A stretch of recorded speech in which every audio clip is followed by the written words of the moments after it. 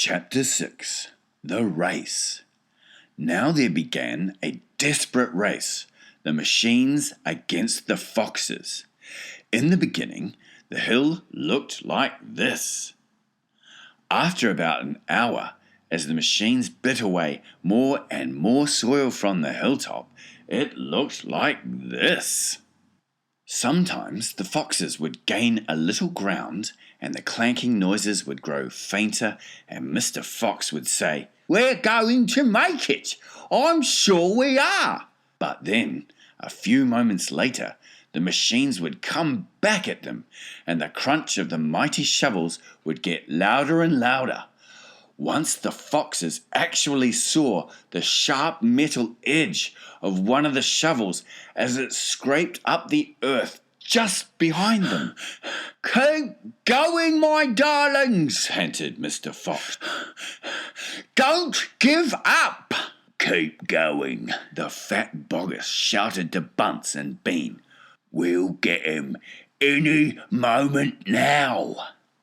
"Have you caught sight of him yet?" Bean called back. "Not yet," shouted Boggis. "But I think you're close." "I'll pick him up with my bucket," shouted Bunce. "I'll chop him to pieces." But by lunchtime, the machines were still at it, and so were the poor foxes. The hill now looked like this. The farmers didn't stop for lunch. They were too keen to finish the job. "Hey there, Mr. Fox!" yelled Bunce, leaning out of his tractor. "We're coming to get you now." "You've had your last chicken," yelled Boggis. "You'll never come prowling around my farm again." A sort of madness had taken hold of the three men.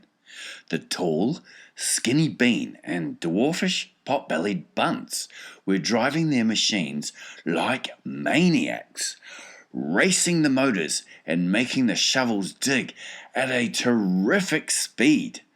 The fat Boggis was hopping about like a dervish and shouting, "Faster! Faster!" By 5 o'clock in the afternoon, this is what had happened to the hill. The hole the machines had dug was like the crater of a volcano. It was such an extraordinary sight that crowds of people came rushing out from the surrounding villages to have a look. They stood on the edge of the crater and stared down at Boggis and Bunce and Bean.